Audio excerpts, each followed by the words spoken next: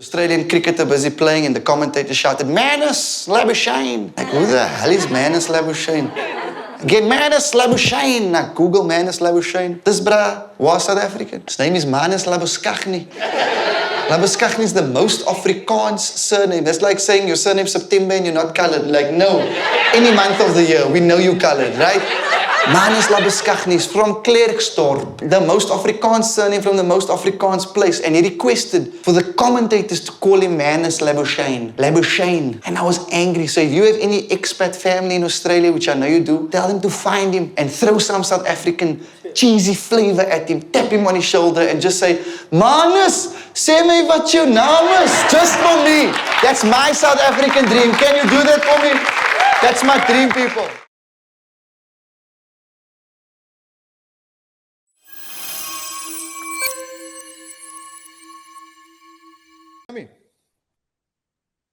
I can hear you loud and clear. How is it going? Lekker. Good, man. Thanks for your time, brother. That's I'm smiling and laughing at the same time because before Tara connected me with you, I was actually on the different South African groups in the Adelaide one, and I saw the app and I checked out your website, etc. Well done, man. You're doing amazing work, dude. Well done. Thank you. I really appreciate that. It means a lot. It's yeah, it's just a hobby. It's just fun. The YouTube It channel is. is 2 years old today. I just got the notification. 2 years old. It's yeah, what a journey. Well done, man. Well done. And I say that with the love because I'm an artist and a creative, so I know the time and the effort that goes into it outside of work, life, and family. Sometimes people just see the end product. They're like, well done, Stephen. You're like, you don't even know. Yeah, they don't know. I mean, the 2 o'clock in the morning hours after you scripted like 10 pages of 1,000 lines of code each. People Yes. don't see that. I'm busy building another app now, which is not related to anything South African or so, but Yeah. same thing, just sitting up every night and doing it. But I'm hoping it's going to be something that people really can use. So yeah, Amazing. I just love doing it. But look, Shout out to you, dude. the guy with the talent is actually is you.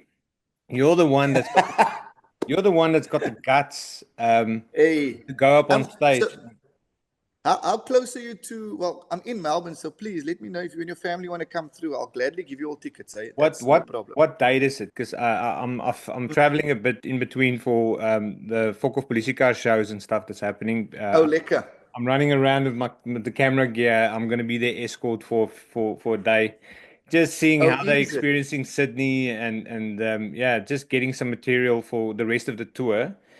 Because SA Events is co-owner of the app. They own 10% of the app. Hey, okay. So we're all one big happy family. Amazing, man. Dude, no, it's amazing. Listen, the more links we have for South African artists, the better. It just makes it easier. You only realize once you start traveling how difficult it is just to get the response for email if you someone new in the space. So when people hear South Africa and they're South Africa, kind of just makes the movement much easier. I can just imagine how it is for you guys, especially if so you've been a full-time what do you call a radio omroeper? Is it a disc jockey or is it a disc jockey? I worked in sports. Yeah, so I worked in sports broadcasting. I was the breakfast show sports presenter at Good Hope FM for 8 years. 10 years in broadcasting, but in between all of that, I was doing stand-up. So I started comedy in 2010. Yeah, 2010, the 26th of November. Did my first gig in Cape Town in Athlone above the Lincoln Tavern. It was in like a small little dingy spot. Joker's Comedy Club, Melody Chev Lane. Gave me 5 minutes. I was still studying. I'm a qualified high school maths and history teacher. Can you believe it? Wow. Yeah. You can come and work in Oz. You can come work in Australia. Yeah.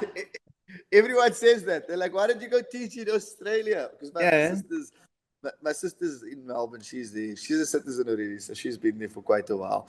So every time I visit, the people back home go, are you immigrating? And I go, no, listen, I'm just enjoying they've got fantastic comedy infrastructure. Festivals are running from January through to April, May. And in 2023, I got my first taste of that. I did Melbourne Fringe. And then I planned a 5-city tour. I did independent shows in Perth through Oasis Comedy Club and did gigs on the club circuit, played at grassroots comedy, their venues, the Comedy Lounge, beautiful room that Johnny runs and his team, a world-class venue. Perth was great, really enjoyed the city, stunning, beautiful, great weather. Perthfontein, yeah, Perthfontein. There we go. Yeah, people showed up. I loved it so much. I went back the following year, a couple of months later, to Fringe World. So that's their big Fringe festival, and this show actually won an award there, which was great. We don't do it for awards, but what it was, you know, as South African, because we're so diverse, racially, culturally, religious-wise, etc., we always playing to so many different spaces here. And only if people experience our country do they understand the multiculturalism, racialism, and diversity of it. It's difficult to experience it if they haven't been here. So for me as a comic, being able to perform to that international audience and kind of get that stamp of your material goes with all nationalities was important for me, especially when applying to other festivals. Like now I'm at Melbourne International Comedy Festival, and that means that it's open to everyone, you know. So yes, if there's South Africans, because I do independent South African shows, that's great. Obviously, we throw in all the local isms, but as a comedian, it's important just so that you form part of that international circuit. So even when I was in Brisbane, Gold Coast, Sydney, on that 2023 tour, just linking with comedians and then coming back to the festival in Perth and now in Melbourne, I can plug into that international system, but still be proud of my South African roots. That's always important for me. I always feel, and I think I missed the whole point that I was trying to make is, but you had a steady gig and then you gave that up to do full-time comedy. So it should be, it's probably really stressful sending out emails for gigs and then waiting, hoping for you getting a reply. Yeah, we don't say that out loud. We always laugh because my wife's a singer. And we say, a singer and a comedian, we chose stability. That is what we chose. We are going to be a stable couple here. But it's been good so far. And listen, waiting for that email to come back, it's stressful. But we're South African, we're resilient. If they don't answer the email, we phone them. If they don't phone, we send the Instagram DM. They don't reply on Instagram, we try to get the cell number. So we find all the paths. I've got a few questions around that. I'm gonna try not to be too brutal. But, yeah. Where are you from originally, Strand? All over. So I'm born in Cape Town, grew up in the Namaqualand in Karoo, and then moved to Strand to go work. Lived in Gordons Bay. Met my wife in Somerset West. And then, but I actually lived in Fischhoek for a few years, and I was in Swanswyk in a school. Okay, yeah, up the road, dude. Up the road, yeah. Yeah, Swanswyk. But you're pulling that face like, oh, Swanswyk. No, I've got nothing wrong with Swanswyk. People use that face. There's nothing wrong with Swanswyk. So your first language Afrikaans? Ek is Afrikaans, yeah. It's Afrikaans. Okay. Yeah, no, we played some sports against Swanswyk. Yeah. Opposite there. Blue small side. So I was there for a year. I did grade 8 or 7 or something. Grade 8. Okay. Played Somerset West. Yeah, played a bit of rugby and then moved. Okay, Somerset West, Gordons Bay. It's good water there, man. Who's it? Willie Leroux, Damien Willemse, Stephen Kitsoff. I know Stephen Kitsoff. Dylan Lane. I've interviewed him a few times actually. You'll see his face on the channel. I use his clickbait. Oh, brilliant! I love that. So, you do what you must do. But my point that I'm trying to make, I always feel Cape Townians have, because they're so multicultural, it's much easier for Cape Townians to plug into the rest of the world because it's a mix of everything that Cape Town has. Yeah. But bring the comedian now, say from the Transvaal. He'll do good, but I think because of the culture, you'll find it harder to plug into that national community. So your foundation is already there to not just reach out to South African locals, but to actually go total international. You hit the nail on the head, and we always speak about this as comedians. So even when we started, what was crucial for us was playing in Observatory and Town, right? So the legendary Armchair Theatre in Observatory, all the big South African names come through that school. But what's crucial about that area is it's filled with foreign nationals who are students or busy traveling, tourists, whatever the case is. So from America to Denmark to Netherlands to Canada to Sweden to Germany, you as a young comic, you're performing in that space and you're performing to those international crowds, right? And then just up the road, you have Cape Town Comedy Club, which was at the waterfront, owned by Kurt Skoenraad. They created such a great base there, where with the waterfront being a focal point, you had such a big international market. So when you start writing, I can't speak about being from retreat to people from America. They have no idea what I'm talking about. They have no reference point. So as a comic, you learn to be very aware of language, culture, and isms. And if there are internationals, how to break down those isms. So you build that muscle that allows you to play across the board very, very early, which, like you said, allows you, when you access the world, to go, okay, this is what I need to do. This is how I navigate it. And still, I always say this, still use your South Africanness, but in that, learning how to talk slower and how to articulate yourself better, because we speak fast as South Africans. We speak fast and flat, and half the time people are listening and they're not understanding, or they're listening but they can't laugh because they with you 90% of the way. So you learn to speak slower, and being exposed to it earlier is pretty cool.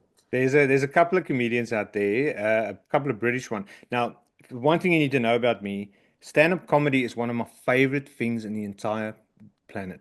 Serious? I love little hobbies and stuff, and I love reading up on things. I love just going down the rabbit hole on YouTube, and it doesn't matter how bad the comedy is or how brutal it is. Like David Chappelle. I mean, I can listen to a whole show of his, and I'm like, wow, that's funny, but it hurts. But then at the same time, I can listen to a guy like Lee Evans. Lee Evans, surprising now, as you say about the speaking slower, he just cranks it up. It's like faster. Yeah, and I struggled listening to him at first, but I really wanted to know, why is everyone laughing? So I kept listening, and I realized it's really, really funny. He sweats like a donkey after every show. Wild, yeah. There's patches everywhere, everywhere. But I see stand-up comedy as a form of genius. I mean, to stand there and, yes, if you've prepared well, good on you to remember everything that you prepared. But then there's also those guys that just can be funny on the spot, like make a joke out of thin air. Like, wow, how'd you do that? And I'm no stranger to public speaking. I've done my fair share of events and stuff where I was the speaker, and I'm always so freaking nervous before I go on. Yeah. But the moment you got that mic in your hand, just a small joke, one joke, and you get them cracked, you get them laughing, get half of them laughing, that's worth it. And then the rest just sort of falls off you, and it becomes much easier. Yeah. So no, lots of respect for what you guys do. It's now. Thank you. No, but it's true what you say. But we also learn through laughter. If you look at who our favorite teachers were when we at school, or lecturers, we went to university, they were the ones who kept us entertained. They were the ones who added humor to their stories. If you look at how we remember things, it's through humor. We can address serious topics through humor, and especially given the climate of the world now, if you don't laugh, hey, you're not going to make it, bro. And you're at the right, you're in the right place. Now, I've actually spent some time watching some of your videos, and I see you really laid it on the Australians there for a bit, like the food that has no flavor, and AFL and those sorts of things. I have to say, I said the same thing, but AFL is actually quite a good sport. It's a fantastic. It's a brilliant game. It's a shame they don't play it in more countries. Yeah. Only once you watch it and see it enough. And I was laughing because I was watching those old clips of mine. So that's about a year and a half now. And after going back again, perspective. When you see something for the first time, and then you have perspective, you're like, it's a fantastic sport where you have to be the fittest, where you have to be lean and mean, where you have to be so agile. But my brain still doesn't go, I can do this, because I didn't grow up with it. And then I think once I start watching it more, we were even in Melbourne on the day of the AFL final. In 2023, all of Melbourne shut down. And I was laughing, going, what is happening? Why is this whole city shutting down for this sport? And then as a South African, you also don't realize that AFL is life in Melbourne. It's first and foremost, because in my brain, it would have been rugby, because that's what we were exposed to with Tri-Nations, with Super Rugby. And I guess it comes down to being an outsider in a new country and a visitor going, you have to be open to what their experiences are. You're touching on my point. My question out of it was, do you go and spend time in the environment where you are making the comedy at the time? Do you get to know the people a bit and those? Do you do your research? Yeah, your due diligence? Yeah, listen, if I have time on my hands, 100%. It's so important. Every time I get to a new city or a new country, it's going out on the streets, walking the city, public transporting the city, feeling the city, going to a bar or a restaurant, connecting with the comics on the ground, because every place has different isms and no place is the same. And especially in Australia, each city is so different. Oh, yeah. So different. You realize that if you say Brisbane, people just go, oh, yeah, or Adelaide. Brisbane think they are Australia, and Western Australia just keeps wanting to break away on their own. It is funny. But one thing I really want to say about Australia is they make jokes about everything. Now, like Tara said earlier, I work in a school, and we've got this good habit of taking lunch together every day. So we'll go sit in this little room and we'll all have lunch together for 30 minutes, including my manager. And we would be just telling jokes and sharing what we're up to and those sorts of things. Yeah. Back in 2019, when this place was on fire, like there was fires everywhere. I'm going to think half of the country burnt down. Yeah. They were making jokes. I'm like, how on earth can you be making jokes about that? And that's how they cope with it. That's their coping mechanism. Yes.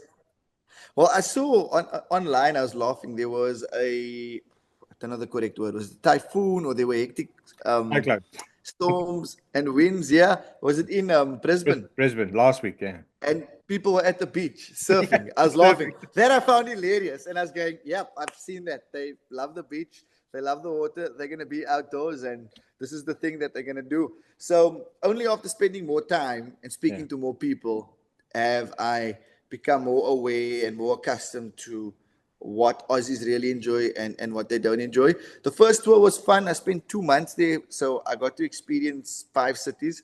But within that, I think 6 months to a year in a place, and I say this with so much love because it's difficult when you're popping in and out of places to kind of feel the culture of the city. So that 2 months was great because the lingo, what snag on a Barbie, going to Bunnings you got to go to Bunnings to get what's it called? So all those things, even going to Bunnings for the first time, I was like, okay, it's like Boulder's Warehouse. I understand it. You know what I mean? So just the reference points, and also everyone loves Bunnings. Yeah, no, I've heard it's a Saturday activity, bro, and a weekend activity. So the most important thing is when you in a new place, just be open to what their normal is and be open to experiencing their normal. Especially as a comedian, you've just got to make sure you embrace everything and take it in. Yeah. Which one of the cities was your favorite? So people are going to careful. So I'm going to tell you what I enjoyed of each city. I really love the energy of Melbourne. Oh, it was fantastic. Walking through the city, taking the trams, and just experiencing those high buildings, Flinders Street, all the busyness. Love that big coffee culture in Melbourne. Oh my word. Yeah. Very, very similar to Cape Town with the coffee culture. Love a good coffee, eh? Yeah, there we go. Loved everything about Melbourne in terms of the energy. Really, really enjoyed it. Got to see the MCG too. I'm a big cricket fan, so got to go on tour. Did one of the MCG tours. Yes, which was lots of fun. Sydney, I found Sydney was this people from Sydney. They'll tell you they're from Sydney and they love themselves. Like that was interesting for me. I could feel that when I was in Sydney. I'm like, oh, there's a presence of coolness, and you guys love yourselves a lot here. And I don't I'm know from if I can Sydney. tease you about it. Yeah, I could feel that energy from Sydney. Perth, so chilled. Perth was so chilled. I think the people in Perth just love the fact that they have the coastline, they have good weather, and they can walk to everything. I feel like it's because there's no big nightclubs and massive nightlife. They're happy to go, hey, we can have a braai or a barbecue every Saturday and cater more at home, if that makes sense, even though there are cool spots. I have not experienced Perth yet. I've been to Brisbane several times. I was about to fly there again, but then S Events asked me to rather fly to Sydney. So I'm seeing Sydney actually for the first time. I've been to New South Wales, but not Sydney actually. But I really want to experience Perth in a South African Perth is way. stunning, man. In a South African way. So they always say West is best. So I know the coastline is beautiful, and I'm a huge. I love fishing. I love kayaking and walking and running and. Yeah. I can't remember, but they've got a park that overlooks the whole of Perth. So much greenery, so much beauty. Like in terms of being outside and enjoying all the natural beauty, Perth was amazing. Like amazing in comparison to. But even then again, Sydney, from the Opera House to the river. I can't remember the names of the things, but you can take a ferry across town, etc. And then similarly with Melbourne, lots of natural beauty, which I really enjoyed. Brisbane was fun. People teased about Brisbane, but I really enjoyed it. Like it was great weather. All my friends, great weather. All my friends that I've made here, they've all moved to Brisbane already, except one family. Yeah. And then every year, my wife's like, "It's time. We need to go." I'm like, oh. Dude, I love Brisbane. That's what I'm saying. I loved every city for what it had to offer. I love Brisbane. Obviously, CBD, etc., not as big, but the weather was fantastic. People were warm and friendly. Really enjoyed it. Gold Coast. The Aussies hate me when I say this. I loved Gold Coast. I genuinely, they're like... Yeah. Well, so we 2 years ago, we did a bit of a tour. We flew to Brisbane. We went straight to the Gold Coast. We slept a night at SeaWorld. Then we did Paradise Resort. Then we slept at Friend's Place in Brisbane. Then we went straight to Sunshine Coast, which we obviously fell in love with. And we stayed there for a night at some 5-star joint. It was amazing. It was really expensive. Well, $600 for me. That's a lot of money. What was it? Twin Palms. A really nice little like outside of pool and everything. And then we the next day we went to Noosa and we spent a day over there on the beach. And then my wife was like, "We need to move here." Lo and behold, it took me a few months and I got a job offer from Noosa Christian College. And, we were going to go, but it was just not the right season. Everything was lining up except my wife needed urgent surgery, and I decided to, rather than spend money on moving us like across the country, I'd rather make sure she gets the surgery she needs. I'll cut this bit out because I don't want sympathy. Good choice. Yeah, good choice. And then good choice. But she still holds it against me. She's like, "We could have been in Noosa." I'm like, you would have been on a different operating table. We did the right thing. Look, this app I'm building is launching in Brisbane in Redland Bay next month. I've already got several businesses lined up that's going to be using it, and it's going to be, hopefully it's going to be big. So if the doors open and everything aligns, who knows? Maybe a year from now I will move up there. That is the end game. Amazing. That's the end game. Yeah, Melbourne is great, and Melbourne has a lot of culture, but the weather sucks. It's great now. Bro, we were there in September, October. It was like Cape Town. We probably had 3 warm days, but aside from that, it was spring, sometimes into winter. 5 seasons in a day. We're chilling, then there's rain, then the rain clears, and I'm complaining, going, "Oh, it feels like I'm in Cape Town. I need some summer in my life." Well, it's 18. It's 18 now. Tomorrow's 30. Serious. And then it's 30 again, and then it's 18 again. I'm like, just give me a break. You know? Yeah, I need one good day. But Gold Coast was amazing because of the beaches, obviously, but the weather was great. So Brisbane and Gold Coast weather was fantastic. Perth also. I went to Perth in summer in Feb. Wow. I remember that was in February. That was hot. That was hot. I've never experienced heat like that. That was, where's the shade? lekker heat. Yeah, lekker sweaty heat. You'll see on my Facebook profile, my banner photo on top is a beautiful drone shot I took of the Gold Coast. Back when the Gold Coast still had beaches. It's my banner. Is that a reference to the recent... I saw that. I can be a stand-up comedian too. Yeah, it's funny. At shop. You got to take it. Use it. The shop. Thank you. Where are you now?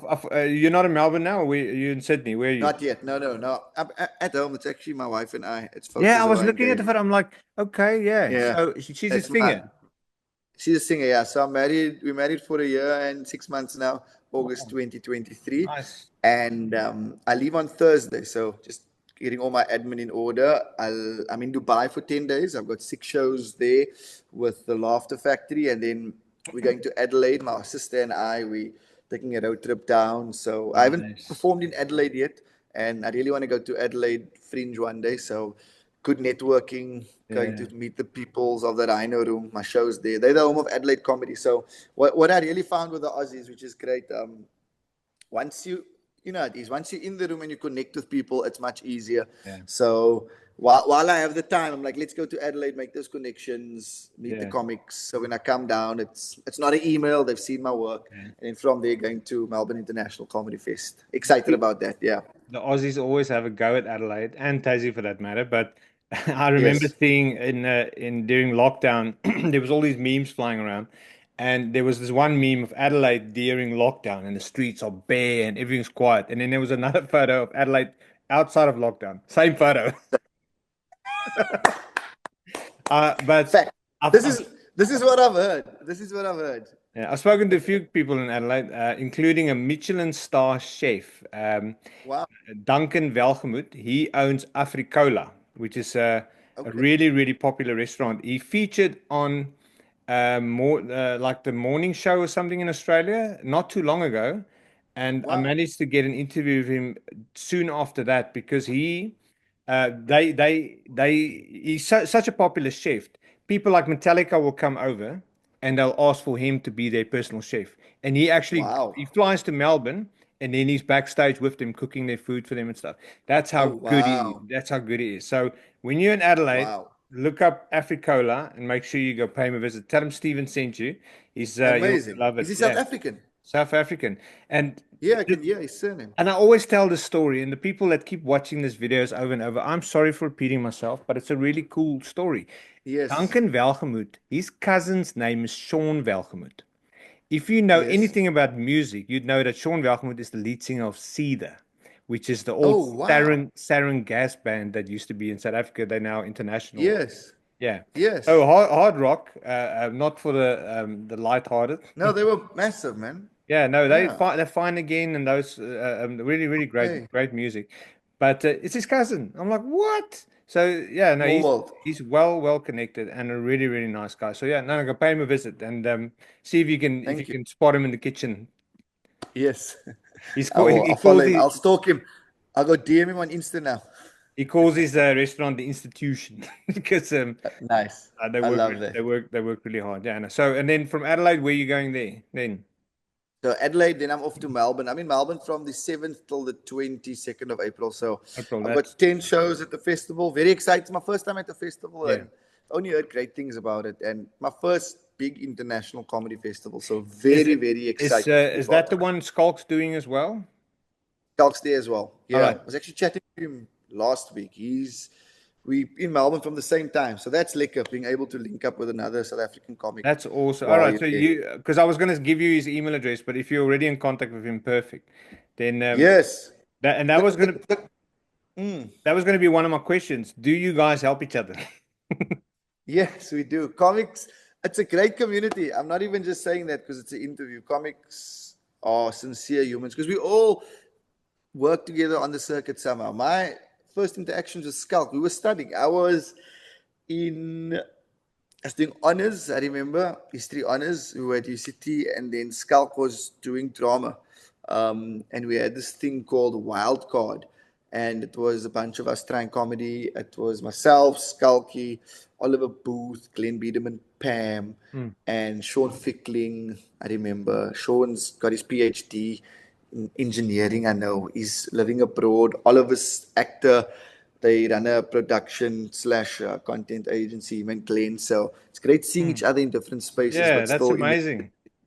Yeah. So if you need to reach out, we know there's it's a sincere thing where I'm like, hey, brah, I'm going to be in town. Are you there? Or we're gigging on the same lineup? Or can we link up? Or can we catch up? Yeah. And it's important because I think the universal thread is we're all trying to figure this thing out and follow our dreams.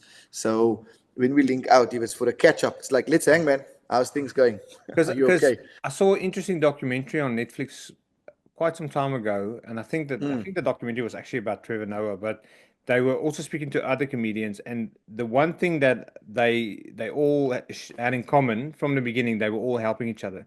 If there was a show planned, they called everyone, said, "Listen, we're doing a show," and everyone would rock. Yeah.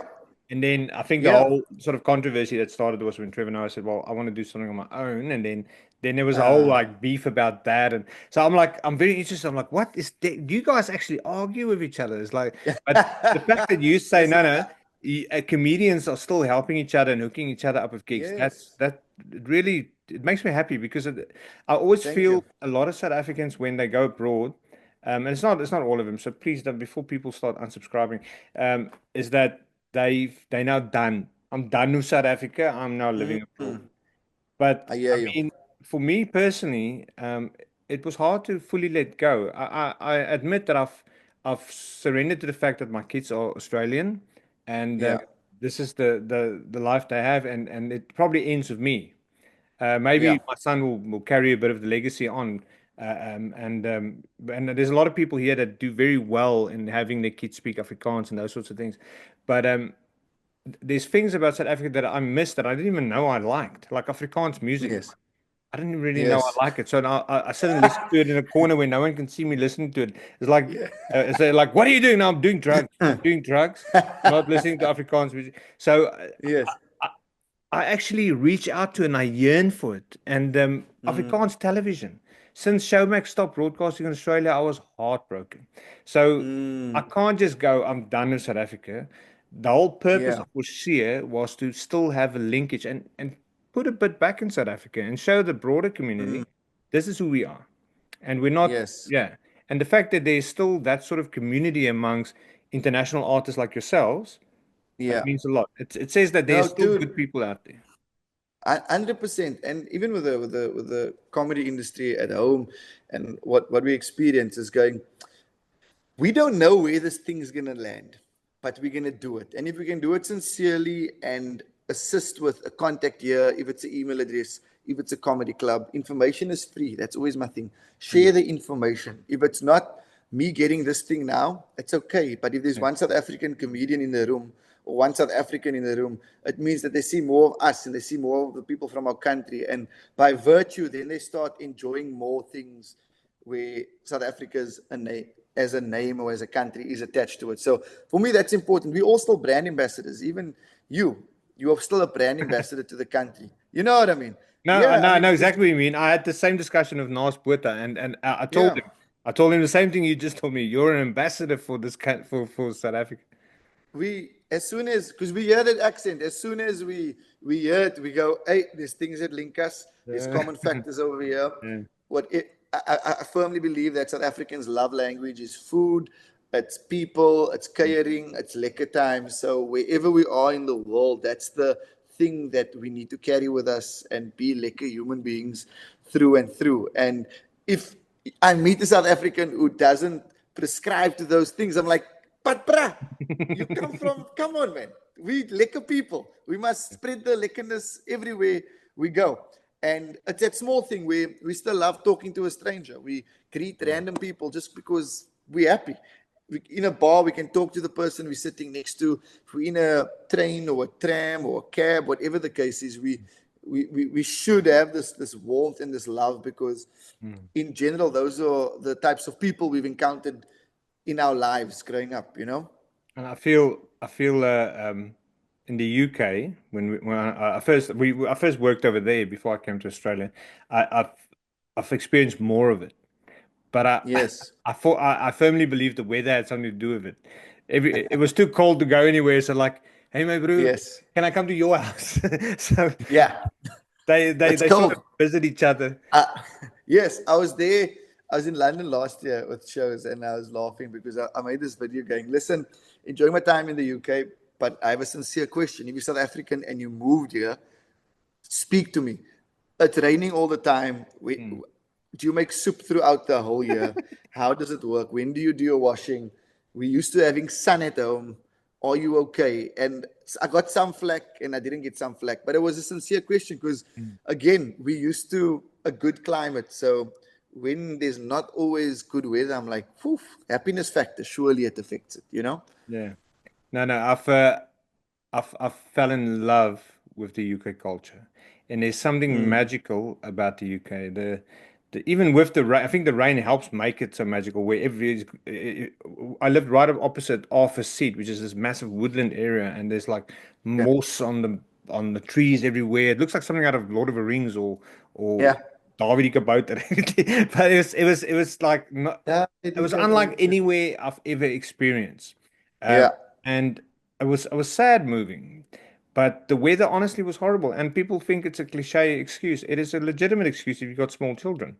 And ever Yes. since we came to Australia, we could get the lifestyle that we yearn for as South Africans. Yeah.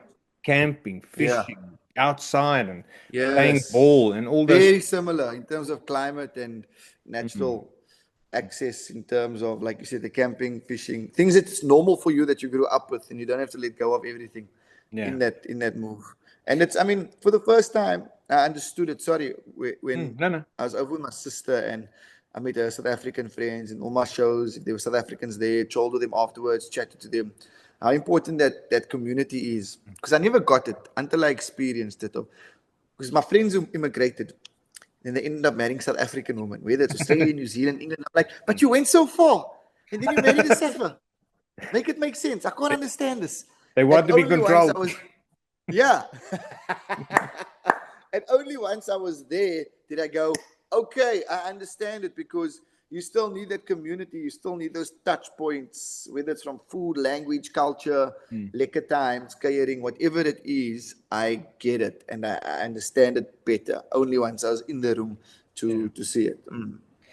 Now, you're going to do Melbourne, and then so you said Adelaide, Melbourne, then Brisbane, and then are you going to do Sydney? No, so with this tour, I just do Adelaide and Melbourne, and then because I did the other cities with the show already, so I'll come back next year with my new show, which I'm excited about, because I would have done 6 of the cities with this show, 90-Day Comedian. So I get the 90-day work visa, 3 months. I'm gonna grab a camera and I'll try and make it for the Melbourne show. My mother-in-law's visiting, so maybe she can watch the kids. Amazing. Got babysitters. Your sister lives here. Where in Melbourne does she stay? So she's in Port Melbourne. So right in the city. Yeah. It's quite close to the city, which is Lekker. So I can either take a tram or I enjoy using the public transport. I was going to say a walk, but that won't happen. I'll walk from certain points depending. Also, I enjoy that I can walk the city. I always laugh, and in my show I speak about the privilege of safety, and I always laugh about it, going, if I'm walking in Australia, it's just too safe. My brain, like, someone's chasing me. Why is it so quiet there? Surely it can't be this quiet.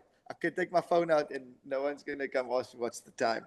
You know what I mean? So even getting used to those things, but then enjoying the fact that I get to walk more at night. So, and I speak about this in my show, just being able to walk at night without the stresses of someone being around the corner or someone chasing me and going. We're always so switched on as South Africans. Like we're very, very switched on. So Melbourne, in terms of even just the public transport, getting used to the trams. I even drove a few times to the gigs. Hook turns. What on earth? Why? They should never. No. Driving in Melbourne is horrible. Horrible, dude. Absolutely horrible. I was laughing, going, someone's gonna die. I'm driving on a tram line. Yeah. You're like facing the train. No, we go like every few months. We'll take the kids SeaWorld, whatever, which is always I love aquariums, because aquariums and airports, weirdly enough, are the two places that's similar wherever you are in the world. You can walk into any aquarium, any airport, it looks exactly the same everywhere.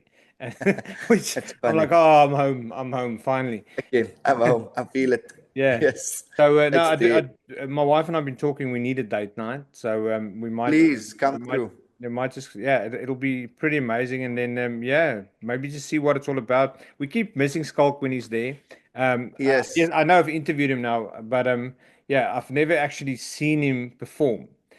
So yes. are you guys on the same night? We cross over. I don't know his full schedule, but I think there's 1 or 2 nights because I'm running for a while. I don't know. He's doing bigger venues. I've got a nice 70 intimate space. He's doing much bigger Doesn't venues. matter. He's built We're coming to see you. Tell Skulk Thank sorry. No, I'm showing love to Skulky, man. I love what he's built. He's been putting so much time and traveling over the years. And for us, what it shows is, it's just be consistent. Do the thing, be in the space, be consistent. But come to the show. You know why? For me, even I've been sending out invites, whether it's to media, etc., etc., etc.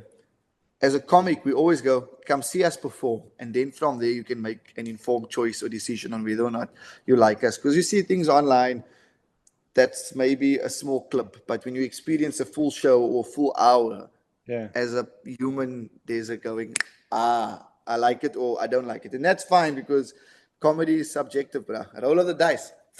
Let's see. I like I said, I love stand-up comedy. Doesn't matter how bad it sometimes gets or how good it is. It's for me, just someone is going to resonate with what you're saying on that stage. And yeah, I've seen your videos. You're funny. Don't worry. Honestly, for me, what's the coolest thing? It's just seeing more South African comedians in the space and more South African artists in the space, whether we're traveling together or we're traveling separately, but we're there at the same time. I love seeing more South Africans in the room because you understand this. People don't understand we're far. And because we're far, means it's more expensive. But then we also have the rand, and the rand is stressful, right?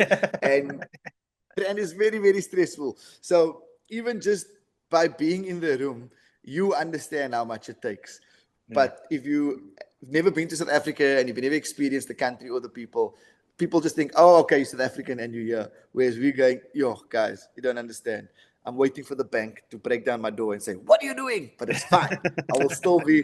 I will chase my dreams. You know what I mean? So with you and everyone else who lends a helping hand and assists, just thank you and shout out to you, man, for being kind and sincere and opening up another door and an avenue where people get to hear our stories and share our experiences. It's really, really cool because you don't have to do it. The fact that you do it means the world. So I really enjoy talking to people, and it's my real pleasure. We'll do what we can from our end to give you guys a boost and get the word out there.